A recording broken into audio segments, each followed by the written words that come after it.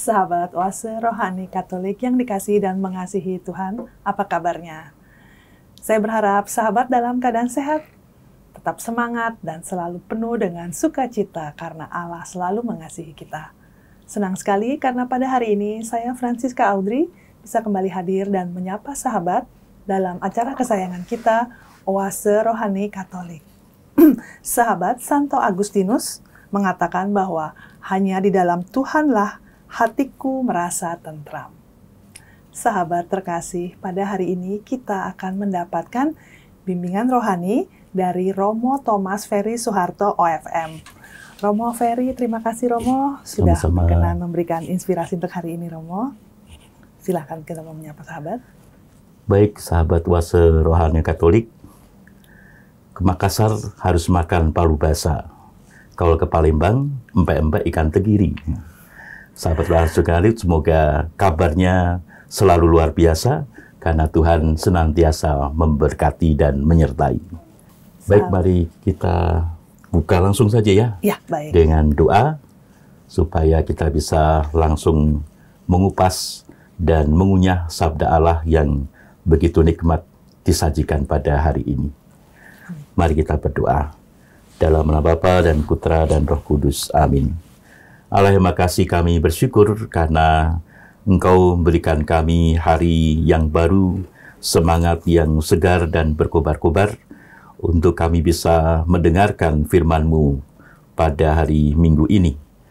Maka semoga Engkau membuka mata hati kami dan curahkanlah Roh Kudus-Mu, agar Ia membimbing kami dan menggerakkan kami, sehingga bisa mendengarkan sabda-Mu dengan baik, merenungkannya, dan akhirnya juga melahirkan sabda-Mu itu dalam kehidupan kami sehari-hari, sehingga kami dapat semakin menemukan kebahagiaan yang sejati di dalam kesatuan dengan Engkau, Sang Juru Selamat, Sang Penebus, yang selalu memperhatikan kami dengan bela rasa, belas kasih yang tak pernah berakhir.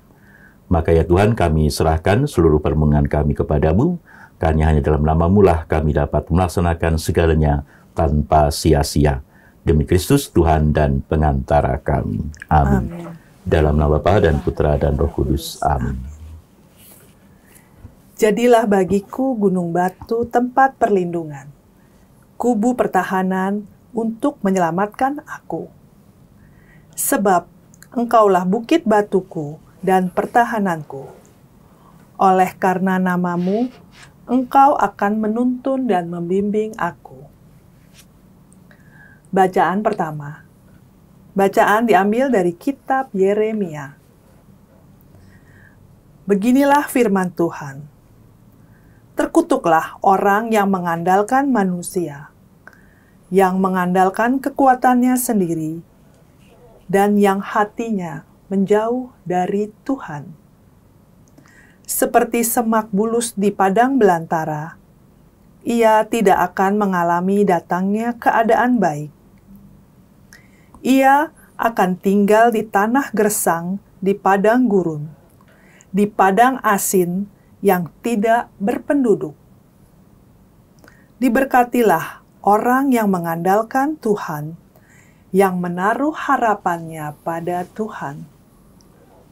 Ia seperti pohon yang ditanam di tepi air, yang merambatkan akar-akarnya ke tepi batang air, dan tidak mengalami datangnya panas terik. Ia seperti pohon yang daunnya tetap hijau, yang tidak khawatir dalam tahun kering, dan yang tidak berhenti menghasilkan buah. Demikianlah sabda Tuhan. Syukur kepada Allah. Sahabat terkasih, kita tanggapi bacaan dengan Mazmur tanggapan. Berbahagialah orang yang menaruh kepercayaan pada Tuhan. Berbahagialah orang yang menaruh kepercayaan pada Tuhan. Berbahagialah orang yang tidak berjalan menurut nasihat orang fasik, yang tidak berdiri di jalan orang berdosa, dan yang tidak duduk dalam kumpulan kaum pencemooh. Tetapi yang kesukaannya ialah hukum Tuhan, dan siang malam merenungkannya. Berbahagialah orang yang menaruh kepercayaannya pada Tuhan. Ia seperti pohon yang ditanam di tepi aliran air, yang menghasilkan buah pada musimnya, dan daunnya tak pernah layu. Apa saja yang diperbuatnya berhasil. Berbahagialah orang yang menaruh kepercayaannya pada Tuhan. Bukan demikianlah orang fasik, yang mereka seperti sekam yang ditiup angin, sebab Tuhan mengenal jalan orang benar, tetapi jalan orang fasik menuju kebinasaan. Berbahagialah orang yang menaruh kepercayaannya pada Tuhan. Bacaan kedua. Pembacaan diambil dari surat pertama Rasul Paulus kepada jemaat di Korintus. Saudara-saudara, jika kami wartakan bahwa Kristus dibangkitkan dari antara orang mati, bagaimana mungkin ada di antara kamu yang mengatakan bahwa tidak ada kebangkitan orang mati? Sebab, andai kata benar bahwa orang mati tidak dibangkitkan, maka Kristus juga tidak dibangkitkan. Dan andai kata Kristus tidak dibangkitkan, maka sia-sialah kepercayaanmu, dan kamu masih hidup dalam dosamu. Dengan demikian, binasa pula lah orang-orang yang meninggal dalam Kristus. Dan jikalau kita berharap pada Kristus hanya dalam hidup ini, maka kita ini orang-orang yang paling malang dari semua manusia. Namun, ternyata Kristus telah dibangkitkan dari antara orang mati sebagai yang sulung dari antara orang-orang yang telah meninggal dunia. Demikianlah sabda Tuhan. Syukur kepada Allah. Sahabat terkasih, sekarang mari kita persiapkan hati untuk mendengarkan pembacaan Injil. Haleluya, haleluya, haleluya. Haleluya, haleluya, haleluya. Bersukacita dan bergembiralah sabda Tuhan, sebab besarlah ganjaranmu di surga. Haleluya, haleluya, haleluya. Tuhan bersamamu Dan bersama rohmu. Inilah Injil suci menurut Lukas. Dimuliakanlah Tuhan. Sekali peristiwa, Yesus turun dari sebuah bukit bersama dengan ke-12 rasul dan berhenti pada suatu tempat yang datar. Di situ berkumpul sejumlah besar murid-muridnya dan banyak orang lain yang datang dari seluruh Yudea dan dari Yerusalem, serta dari daerah pantai Tirus dan Sidon. Lalu Yesus memandang murid-muridnya dan berkata, "Berbahagialah hai kamu yang miskin, karena kamulah yang punya kerajaan Allah. Berbahagialah hai kamu yang sekarang ini lapar, karena kamu akan dipuaskan. Berbahagialah hai kamu yang sekarang ini menangis, karena kamu akan tertawa. Berbahagialah kamu jika kamu dibenci, dikucilkan, dan namamu dicela, serta ditolak demi Putra Manusia. Bersukacitalah pada waktu itu dan bergembiralah, sebab sesungguhnya upahmu besar di surga. Karena demikian juga nenek moyang mereka telah memperlakukan para nabi. Tetapi celakalah kamu yang kaya, karena dalam kekayaanmu kamu telah memperoleh penghiburanmu. Celakalah kamu yang sekarang ini tertawa, karena kamu akan berduka cita dan menangis. Celakalah kamu jika semua orang memuji kamu, karena demikian juga nenek moyang mereka telah memperlakukan nabi-nabi palsu. Demikianlah sabda Tuhan. Terpujilah Kristus. Romo Ferry, hari ini, bacaan hari ini tuh sungguh indah ya kalau menurut saya ya Romo ya. Nah Romo, inspirasi apa nih yang bisa kita dapatkan dari bacaan hari ini Romo? Baik, kita mulai dari bacaan yang pertama dari nubuat Nabi Yeremia, di mana kita dihadapkan pada dua kemungkinan nasib kita ya. Pertama, apakah mau seperti semak di padang belantara atau seperti pohon yang ditanam di tepi aliran air. Yang pertama itu menunjukkan orang yang tidak mengandalkan Tuhan, berarti mengandalkan diri sendiri. Atau sesama manusia ya. Atau dunia. Ya. Dan yang kedua itu yang mengandalkan Tuhan. Mengapa yang mengandalkan diri sendiri itu seperti semak di padang gurun yang kekeringan terus, dan mengapa yang mengandalkan Allah itu seperti pohon yang di tepi air yang selalu subur dan berbuah? Pertama, karena tergantung dari sumber kekuatannya. Kalau sumbernya kekuatan itu ada pada kita manusia, karena kita mengandalkan diri, maka manusia ataupun dunia itu kan terbatas. Dunia itu kan tidak kekal, tidak langgeng. Dunia itu ya penuh dengan kelemahan dan kerapuhan. Jadi bayangkan kalau kita mengandalkan hal-hal yang rapuh, lemah, terbatas, tidak kekal, ya terbataslah sumber dayanya tuh. Lalu ya hasilnya juga seperti itu, terbatas, kering. Tetapi kalau kita mengandalkan sebuah kekuatan yang luar biasa, kekuatan yang bahkan tidak pernah pudar, tidak pernah berakhir, yang terus-menerus ada, yang kekal abadi, maka ya wajar kalau lalu seperti tumbuhan yang selalu hijau dan berbuah, karena dia mengandalkan atau mengambil sumber kekuatannya dari kekuatan yang tak pernah berhenti, kekuatan yang tak pernah surut. Nah, itulah kekuatan Tuhan sendiri ya, yang maha kuasa dan maha kasih ya, yang menciptakan kita semua. Jadi kita dihadapkan pada dua kemungkinan ini.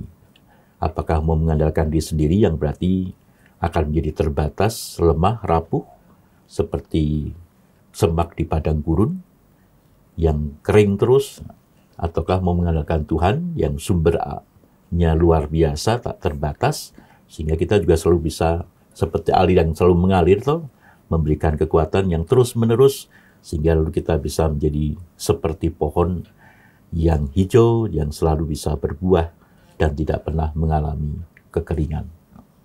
Baik, sungguh indah bacaan dari kitab Yeremia ya Romo, karena kadang-kala kan kita pada saat kita menghadapi masalah, kan di sini diminta untuk kita mengandalkan 100% kepada Tuhan. Karena kadang-kala kita kalau menghadapi masalah tuh baru kayaknya masalahnya baru mungkin sebulan, 2 bulan, kita sudah putus asa ya, Mo. Iya. Jadi sudah lupa bahwa menyerah. Ya sudah menyerah gitu ya, Naro. Gimana caranya supaya kita tetap setia, tetap kekeh gitu, kukuh mengandalkan Tuhan ya, Mo? Ya, mengandalkan Tuhan itu salah satunya adalah selalu punya pengharapan kepada Tuhan. Maka nanti dalam bacaan-bacaan selanjutnya, khususnya bacaan Injil, kita akan melihat bagaimana kekuatan dari pengharapan atau kekuatan dari mengandalkan Tuhan itu. Lalu apa itu sebenarnya mengandalkan Tuhan? Nah, itu nanti kita akan lebih melihatnya pada bacaan Injil dari Injil Lukas. Ya. Tapi yang jelas bahwa kalau orang mengandalkan Tuhan, dikatakan di Yeremia, pasti orang akan tidak gampang menyerah, tidak gampang putus asa, selalu punya kesetiaan meskipun menghadapi tantangan, menghadapi persoalan yang mungkin semakin lama semakin meningkat, tetapi tidak pernah ada kata putus asa kepada menyerah ya, seperti itu. Dan itu biasanya pelayanan-pelayanan itu membutuhkan sekali mengandalkan Allah. Karena kalau hanya akhirnya pelayanan itu atau tindakan baik kita karena filantropis, karena hanya kemanusiaan saja, maka ada satu titik di mana kita akan menemui seolah-olah apa yang kita lakukan sia-sia. Apalagi kalau tidak ditanggapi dengan sungguh-sungguh atau dengan sesuai harapan kita. Tidak mendapatkan feedback yang sesuai yang kita harapkan ya. Feedbacknya kita tolong manusia yang kita tolong malah nggak tahu berterima kasih kadang-kala ya. Nggak tahu terima kasih. Atau juga malah marah-marah. Iya. Atau juga malah membenci kita. Ada tuh kita kalau berbuat baik kan tidak selalu mendapatkan feedback yang baik ya. Kadang-kadang malah dituduh macam-macam, bahkan malah diusir dan sebagainya. Nah, kalau kita hanya kasih sesama manusia, filantropi saja, tapi tidak karena iman, tidak karena saya bekerja itu karena kehendak Allah, atau saya bekerja karena saya mau menyalurkan kasih Allah, lalu kemudian gampang untuk ya udahlah ngapain juga, sia-sia saja. Nah, jadi sia-sia itu karena kita ada pada kemanusiaan saja. Tapi kalau kita mengandalkan dalam arti kita melihat juga saya itu berbuat karena siapa ya. Itu salah satu bentuk mengandalkan. Jadi saya juga motivasinya tidak hanya motivasi pribadi atau diri sendiri, tapi motivasi yang ilahi. Sehingga kalau ada kesulitan, ya bertanya lagi, sebenarnya saya berbuat ini untuk siapa dan karena siapa, motivasinya apa ya.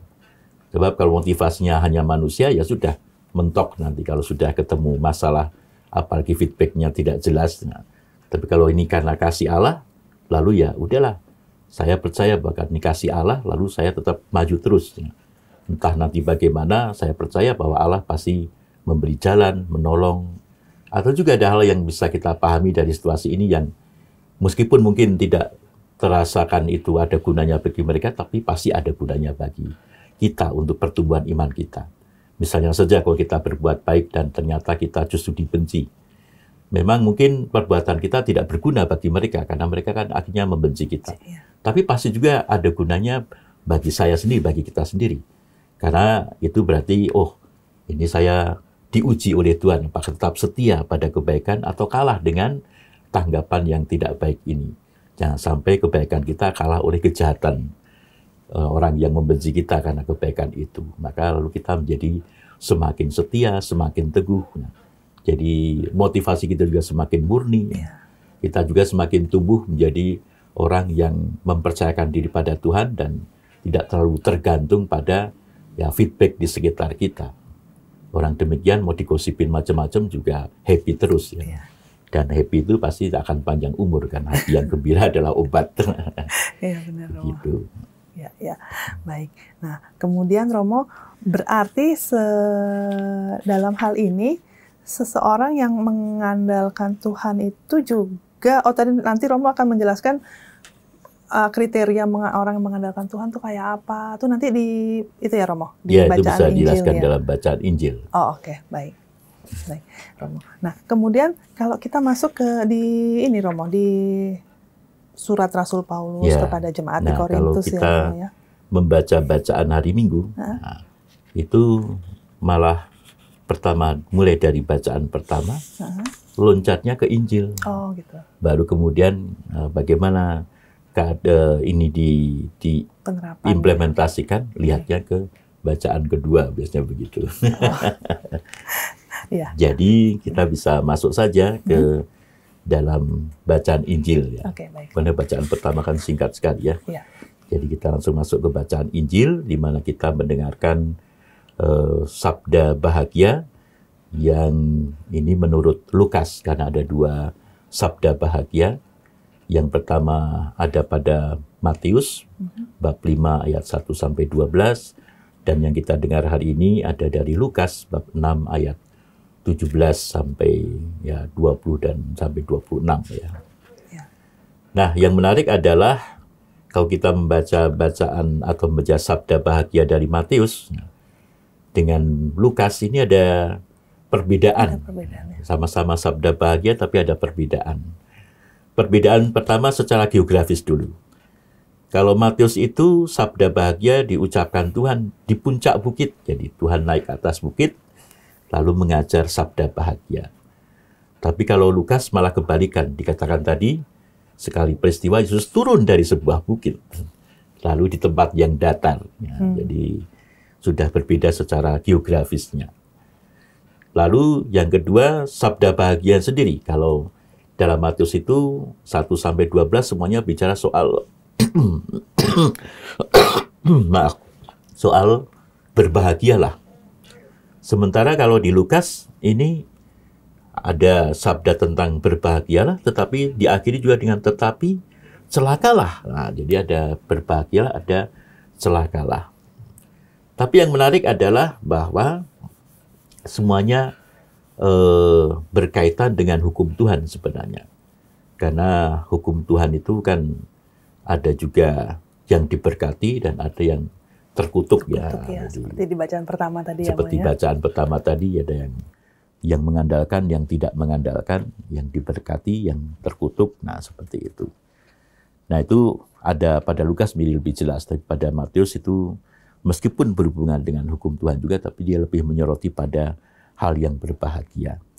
Nah, perbedaan geografis itu kadang-kadang menunjukkan bagaimana juga ada maknanya, yaitu kalau di Matius karena di puncak bukit, itu berarti Matius sedang mengajak kita melihat fokus hal yang utama, yaitu sabda bahagia sebagai sebenarnya kata-kata Yesus yang lain daripada hukum Tuhan. Jadi hukum Taurat itu dibahasakan cara baru oleh Yesus dengan sabda bahagia. Seperti begitu. Ya. Lalu kemudian dalam Lukas berbeda lagi nuansanya. Dia justru turun dari bukit. Artinya masuk ke hidup sehari-hari. Di daerah datar. Maka di hidup sehari-hari ada dua kemungkinan tadi. Kalau Matius mengatakan hukumnya begini, lalu sampai oleh Lukas, sampai di kehidupan yang biasa, ada dua kemungkinan melaksanakan hukum itu. Maka ada berbahagialah, ada celakalah. Ada terberkati, ada yang terkutuk. Nah, itu kan dua hal yang selalu mungkin dalam kehidupan sehari-hari. Ya. Kita menemui dua hal itu, maka silahkan memilih mau yang mana. Nah, sementara kalau di Matius kan ini hukumnya, harus melihat fokusnya. Lalu di Lukas, lalu kita diperlihatkan pilihan yang mungkin dalam hidup sehari-hari, karena itu di tanah yang datar, di kehidupan sehari-hari. Nah, menarik apa yang katakan Lukas, ya tadi pertama ini dalam kehidupan sehari-hari kita akan dihadapkan pada kemungkinan-kemungkinan yang kalau tidak kita waspadai, kita akan jatuh pada pribadi yang berbahagia atau sebaliknya menjadi pribadi yang celaka, menjadi terberkati atau menjadi terkutuk. Ya, memang itu tidak dipakai lagi dalam perjanjian baru. Lebih kata-kata berbahagialah atau celakalah. Jadi tidak terkutuklah kamu lagi. Seolah kalau terkutuk itu kan Tuhan Allah yang. Nah, kalau berbahagia dan celaka itu pilihan kita. Kita bisa membuat kita menjadi bahagia atau menjadi celaka. Jadi ini soalnya bukan dari Tuhan Allah yang menentukan kamu itu nanti jadi yang terkutuk atau yang terberkati. Nah, tapi ini semua hukum Allah sama dilimpahkan pada kita seperti hujan pada semua orang, tapi ya kita menanggapinya akan bisa menjadi entah berbahagia, entah menjadi celaka. Maka mari kita lihat bagaimana masing-masing itu berbicara ya. Mulai dari yang pertama, Lukas mengatakan berbahagialah kayak kamu yang miskin, karena kamulah yang empunya kerajaan Allah. Jadi diperbandingkan antara keadaan kita yang miskin dan kemudian nanti kita justru yang mempunyai kerajaan Allah. Jadi tidak punya apa-apa, punya segalanya, ya kan, perbandingan begitu. Lalu yang kedua, berbahagialah kamu yang sekarang ini lapar, karena kamu akan dipuaskan. Jadi kalau lapar nanti akan puas. Kalau menangis nanti akan tertawa, berikutnya kan begitu. Jadi mau dikatakan di sini bahwa ya kita tidak usah terlalu terpaku pada apa situasi yang ada pada kita sekarang ini. Misalnya kita dalam situasi yang miskin, yang lapar, yang menangis, nah, itu tidak usah membuat kita putus harapan. Karena lihat berikutnya ya, bahwa kamu yang menangis akan tertawa nantinya.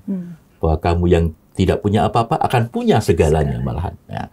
Sehingga kehidupan di dunia ini, dalam kehidupan sehari-hari, tidak usahlah terlalu terpaku pada kehidupan di dunia ini. Karena itu bukan akhirnya, bukan endingnya. itu hanya sementara saja, maka tidak usah terlalu terpaku. Ya.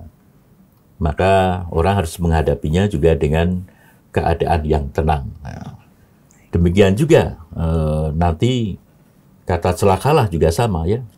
Jadi terbalik ya, celakalah kamu yang hari ini kaya karena kamu ya nanti juga akan ya. Jadi celakalah hai kamu yang kaya karena dalam kayaanmu kamu telah memperoleh penghiburanmu. Jadi nanti nggak punya harapan lagi karena sudah selesai, sudah terpuaskan, nanti tidak dapat apa-apa. Celakalah kamu yang sekarang ini kenyang, karena kamu akan lapar malahan. Celakalah kamu yang sekarang ini tertawa, kamu akan menangis. Ya. Jadi harus, kalau kita sedang senang dan sebagainya, jangan buru-buru merasa ini selesai ya. Karena nanti akan datang juga sesuatu yang berkebalikan. Ya. Jadi kata-kata ini mengingatkan saya pada satu kisah sebenarnya. Ada di, kalau nggak salah di bukunya Anthony de Mello itu ya. Tentang seorang peternak kuda. Jadi ada seorang peternak kuda itu. Romo, mungkin nanti kita akan mendengarkan kisah dari Singgahnya Antonio ya. de Mello di sesi yang kedua ya Romo ya. Baik supaya penasaran dulu. Iya, benar. Baik sahabat Oase Rohani Katolik yang terkasih, kita akan jeda sejenak untuk mengendapkan inspirasi yang disampaikan oleh Romo Ferry di sesi pertama. Kita akan melanjutkan untuk mendengarkan kisah yang akan disampaikan oleh Romo Ferry mengenai kuda tadi di sesi yang kedua. Tetaplah bersama kami.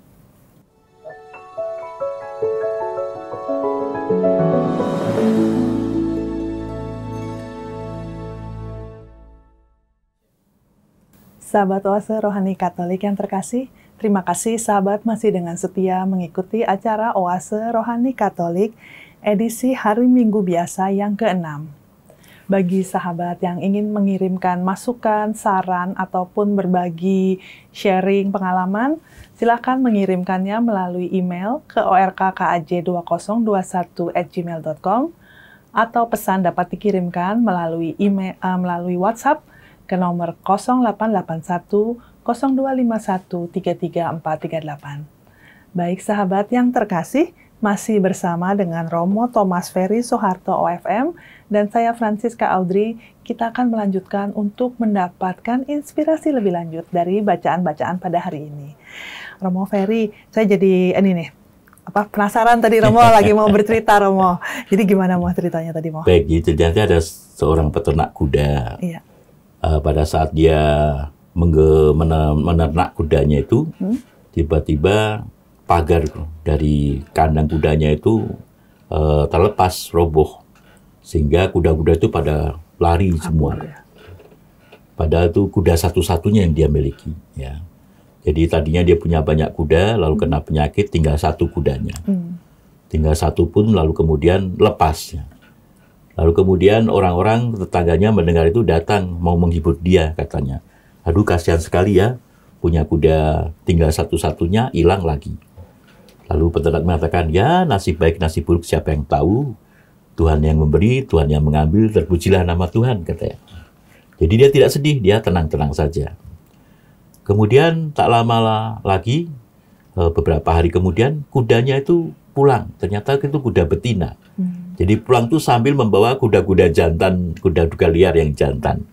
Jadi sekarang kemudian, kudanya makin banyak. Maka tetangga datang kembali. Kemudian mau menyalami, waduh, kamu beruntung sekali ya, kamu senang sekali ya.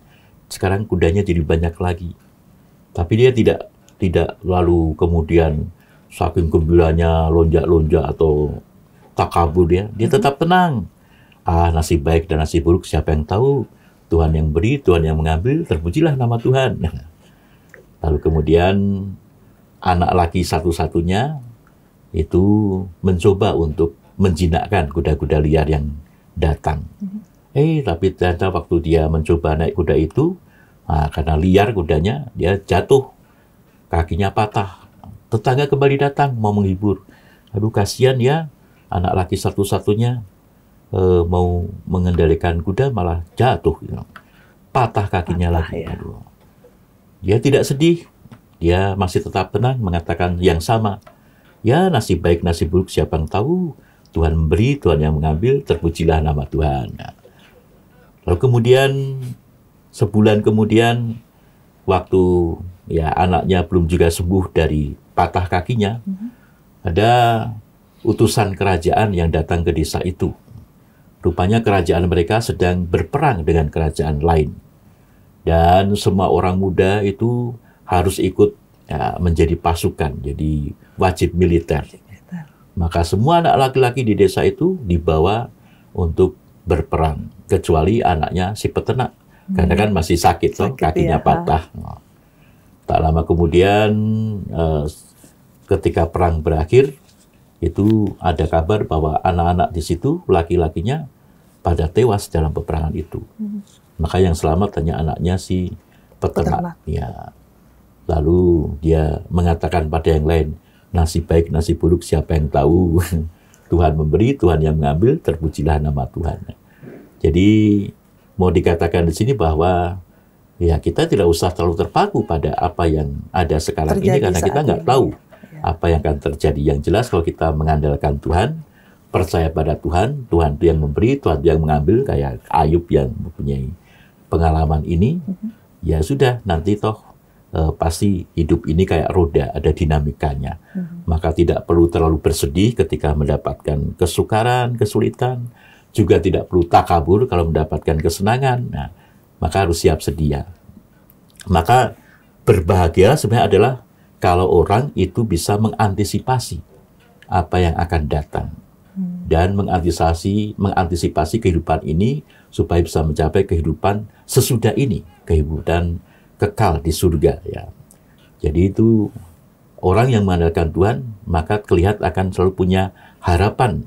Harapan kan berarti sesuatu yang ada pada nanti dalam kehidupan yang mendatang ini, yang karena saya yakin pada kehidupan yang mendatang itu sesuatunya sempurna, maka apapun yang saya lihat sekarang ini tidak terlalu mempengaruhi saya, karena saya sudah melihat yang akan datang, yang sempurna itu, ya. Yang sempurna itu. Sehingga kalau melihatkan ada masalah, dan saya tidak terlalu terpengaruh, karena saya percaya nasib saya nanti ada di sana.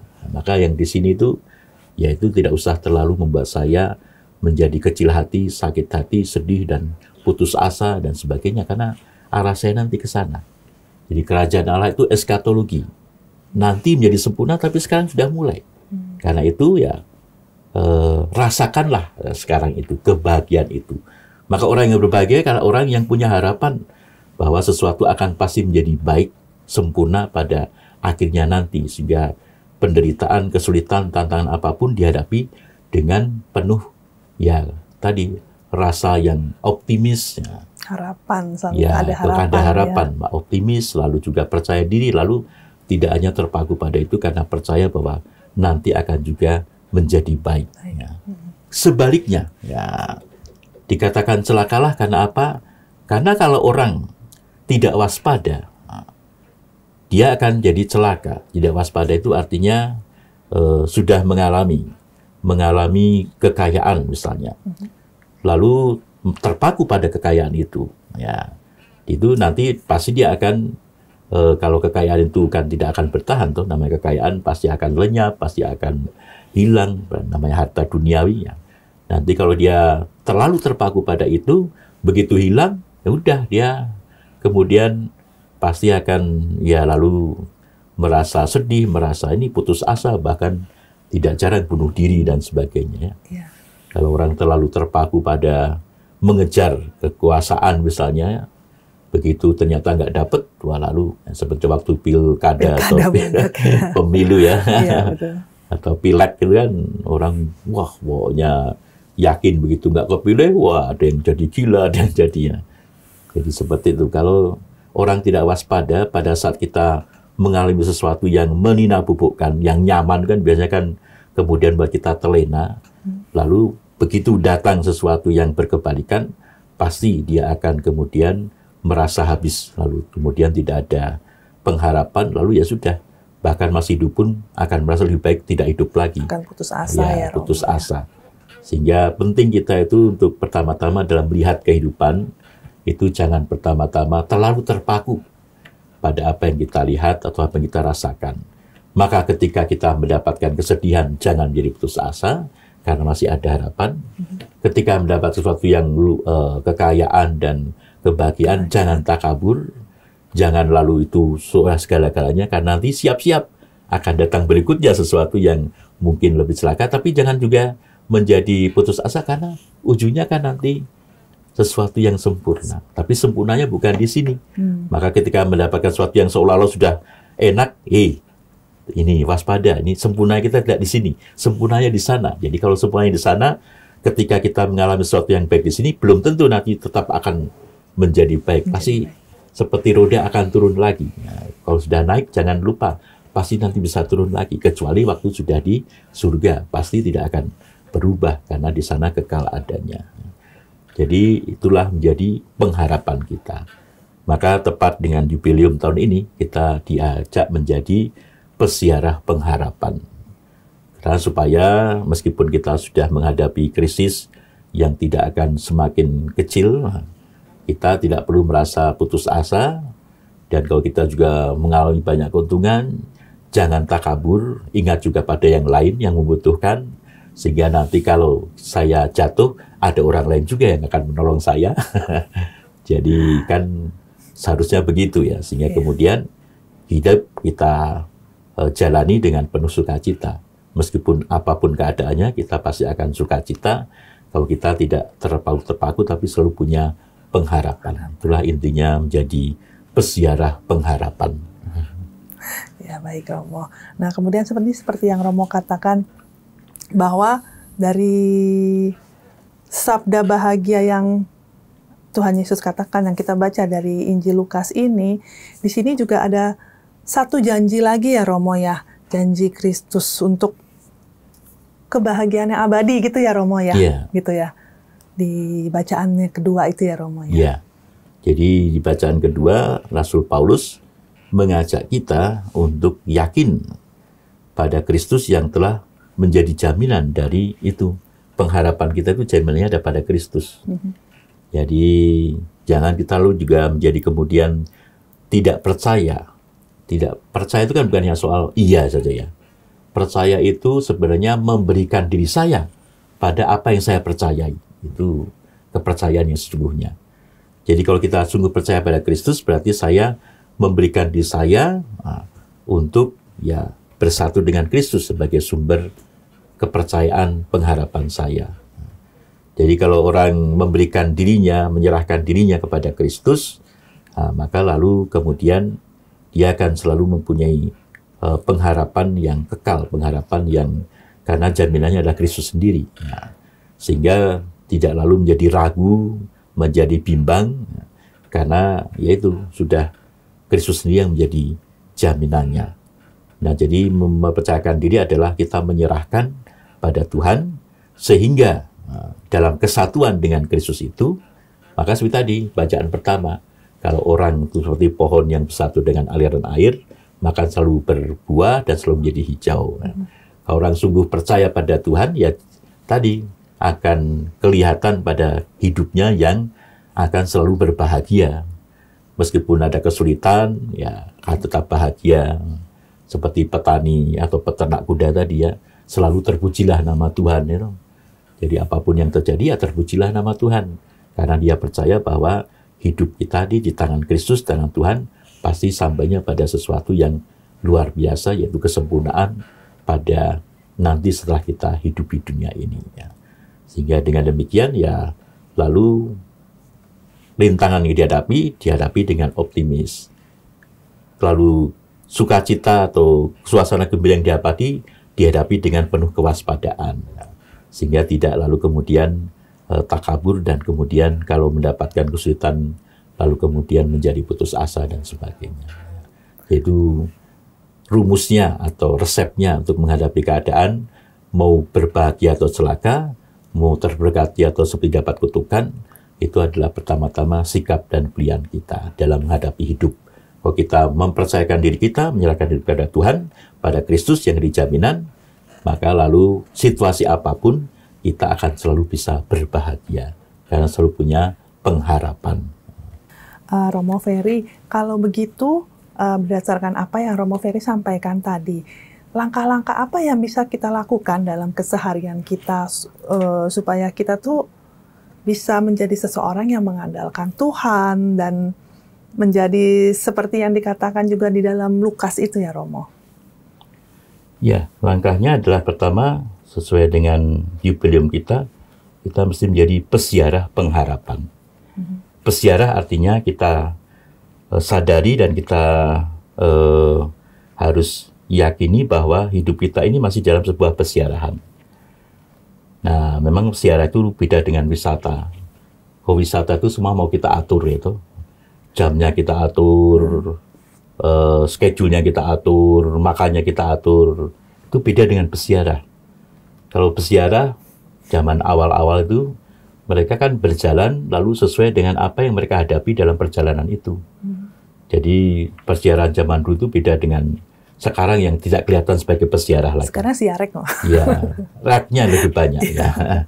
Sianya itu sia-sia saja. Siarek, sia-sia. Ya.